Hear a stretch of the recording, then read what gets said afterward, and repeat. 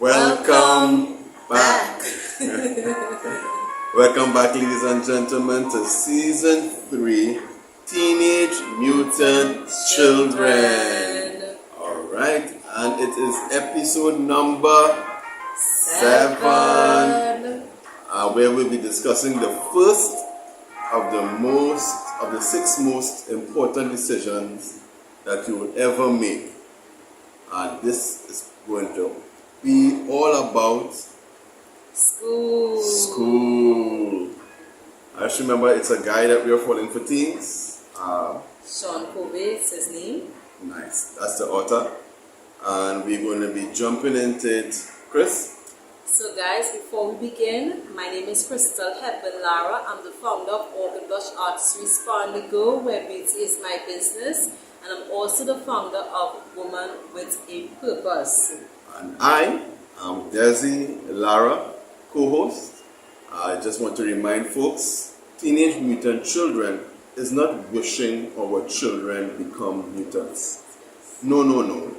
All we are seeking to do is create successful adults by providing a helpful framework to make better decisions. So let's jump into the 10 things you ought to know about school. 10. Don't watch TV while you're studying. Review your test papers after the test, which is 9. 8. Work hard to get better knowledge, even if your results are not the highest. 7. Have an open mind about all points of view. 6. Have smart friends. 5. If you have bad news from school, tell your parents the moment you enter the car, otherwise you are never going to tell them. True story. 4. It's important to participate in school activities. 3. Do your work, get over it, there's no magic secret behind it. 2. Recognize that to start studying earlier is better. And number 1, information is not equal to intelligence. Wow. Got that, folks? Those are the top 10 things you ought to know about school. Nice. So we are entering into the whole paradigm. I call it a paradigm because it's the way you look at things. Paradigm of school. We have all been there. We all face it. And guess what? To many of us, it poses a very significant decision we have to make. In fact, we could both agree that your school days, your schooling, plays a very, very important role in the life you live today. And I will just take it back a notch. I believe that it starts from when we were teeny toddlers. Because I believe that starting school is from the age of, 3? Yeah. Preschool, pre-K, we call it pre-K, because there where you do more learning and reading. Yeah. And as you expand from there, well, your knowledge grows into primary school, then secondary school, and then off to college, Definitely. Now, we cannot account for all the things you are faced with as a child that influences how you think about school. But what we can say is that it has always been said, to change your circumstance, to improve your circumstance, education is the key. I think one of our great calypsonians have a famous lyric in one of his songs. Little black boy, go to school and learn. Little black boy, show some concern. Little black boy, education is the key to get off the streets and out of poverty. Right. No. He's singing today, boy. I get banned, but don't go sometimes. And excuse him today. He actually sung good. He sung good. Don't encourage me too much. That's an amazing song, though. Definitely. Lots of power and knowledge into that song. Yeah. And there's so many other songs or messages that says basically the same thing. And the author took time here to kind of divide the choice of school into 4 main parts. Now he spoke about sticking it out. This is particularly aimed at persons who are considering to drop out of school. And that's a real scenario. Then he has the second part, surviving and thriving. Because you just don't want to go to school, ladies and gentlemen. You want to go to school with the intention of doing well. Yeah. Needs to do well. I'd say you're doing anything, do it to the best of your ability. Then he speaks about off to university, in our case. He would have referenced it to be college. And last but not least, out of the 4 things that you are faced with, or the 4 sections, is finding your voice. This is where you determine what you really want to be when you grow up. And it's never too early to think about these things when you are entering into your teenage years. So let's do a school checkup. So in the school checkup here, they have 10 questions, and they say it will help you figure out which part you're taking. Right? So in the first one, they have that you have to circle your choice, basically. The first one is I'm planning on finishing secondary school, and they have 5. So it's basically this. You have options from 1 to 5. 1 being no way, 5 being hell yeah. And depending on which one you choose, all right, it's the points that comes with it. So if you choose 1, in this case, it's 1 point. If you choose 5, you can give yourself 5 points. Now, this is not a test. It's merely an evaluation. Yeah. So don't be frightened, all right? There's no major consequences, just finding out more about yourself. Yes. 10 questions. So question number 2. Yes. I'm planning on getting more education after secondary school. All right, yeah. 3. I believe that a good education is essential to my future. 4. I'm working hard at school.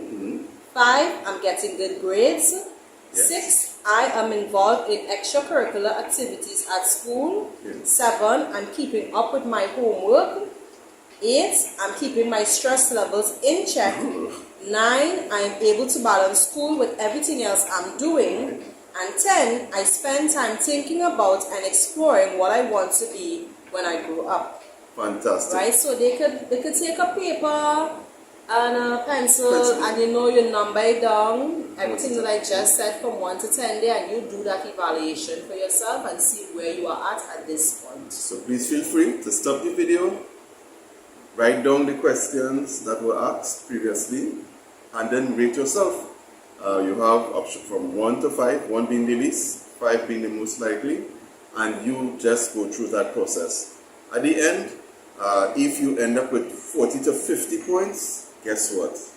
You're on the high road, Keep it up. Right? Between 30 and 39, you're struggling. You're struggling, You're on the low roads, basically. You're in between, so you need to get yourself to higher ground. And if they are in 10 to 29, you're on the low road. And we don't want to be on that low road. And guess what? This part of this conversation or the discussion is directed to you. Alright, so stay tuned. So sticking it out deals specifically with persons who are in that 10 to 29 range. It's the persons who are seriously considering, well, first and foremost, they don't have any motivation, to go to school, or in their minds at least, school is not important. These are the persons who are seriously considering to drop out of school. Now, before you do, because at the end of the day, we cannot make your decision. But before you do, hear us out. One thing to seriously to consider is the marshmallow test. You might ask yourself, the marshmallow test? Alright, let me explain what it is. Somewhere in the United States, at a university, someone tested the fact of what we like to refer to as delayed gratification in the form of having marshmallows. They gathered a bunch of 4-year-olds and they told them, hey, guess what? You can have 1 marshmallow now, or you can wait 15 to 20 minutes wait until I get back. And if you can wait until I get back, I'll give you 2 marshmallows. Now, of course, kids will be kids. quite a few of them struggle, to say the least. I think adults do the same thing as well. Of course, we do every day, you know. And some of them did eat the marshmallow, they couldn't wait. But there were those who were able to buy the time, you know, get themselves distracted to a point and wait it out. And those were the persons who received 2 marshmallows. But it didn't end there. Apparently, they traced or they tracked the life of those children as they progressed through, you know, their later years, and recognized that the kids who were able to wait until that 15 to 20 minute time period, they went on to do much better, you know, much better later on in life. And I just assessed all that to the point of delayed gratification. And in delayed gratification, it's a very powerful tool that allows persons to be patient, and work towards goals and aspirations, understanding that it's not in the now, but it's more so for the future, the benefit of the future. And those were the persons who were able to stick with things, follow through on things, and really achieve their goals or whatever they set out to achieve. Now, be that as it may, it doesn't mean that if you drop out of school, your life is over. By no means. However, the trade-off, the trade-off most of the times isn't worth it. Isn't worth it at all. In fact, studies would have gone on to show that persons who would have dropped out of high school often are the persons who are faced with lower wage jobs, very unsettled lifestyles. Now, the good news, well, not the good news, the seemingly good news about it is no more studying, no more having to, do homework. But guess what? Being able to make money at that point in time is often sufficient for that very set point in time.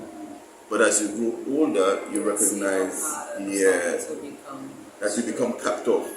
And therein lies the major issue. You're unable to advance past a certain stage or level. And life happens. Things get more expensive. You end up having a family. Oh! We'll talk about that, and that is where it actually, reality is really do click in there. Yeah, that's when it that part hit them, comes in, Because how long you could survive on ramen?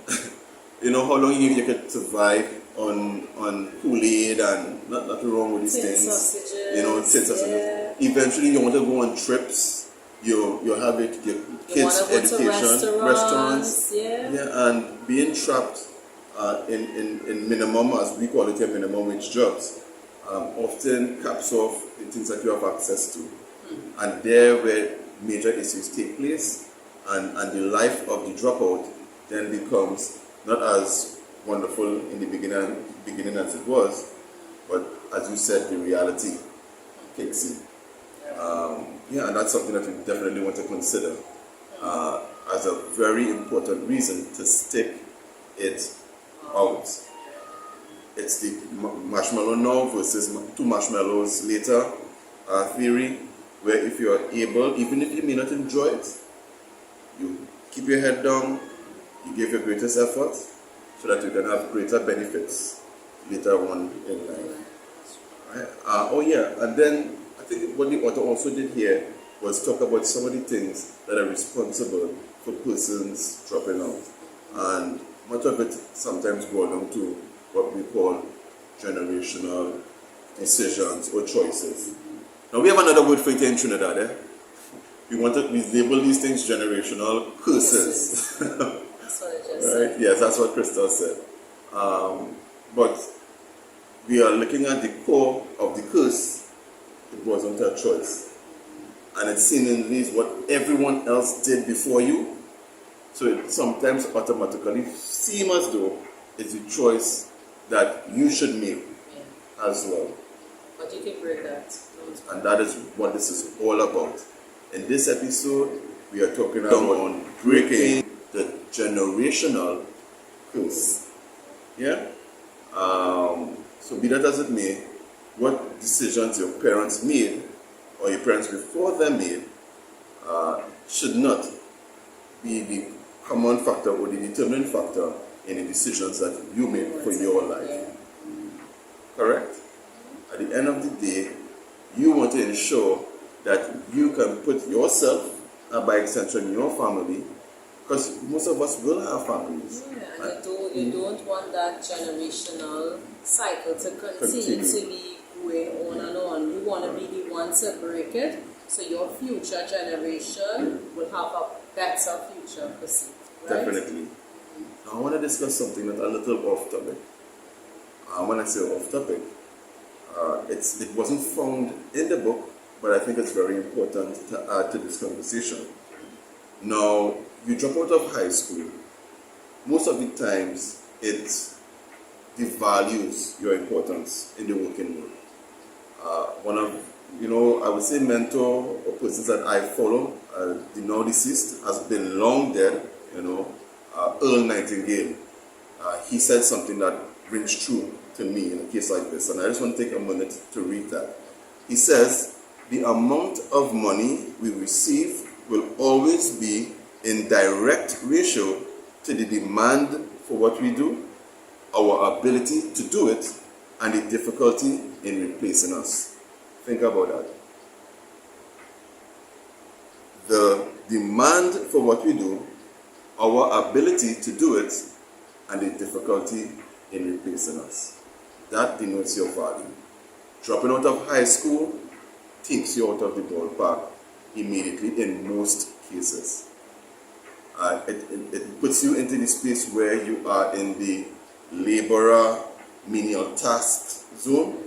And though it is important, because without it, certain things will not be done, the issue is the difficulty of replacing you is not that high. And without that valuation on the end, no matter how good you could do it, you often find yourself on the lower end of this thing. Yeah. So, serious things to consider. You may not think about it up front, but being a fantastic human being is not the only thing that gets you through in life.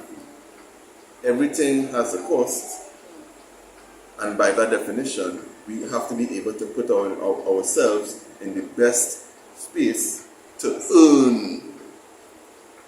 And your earnings are dependent on how much you are valued. And in order to increase your value in the workplace, I implore you, I encourage you, and for the most part, beg you to stay in school.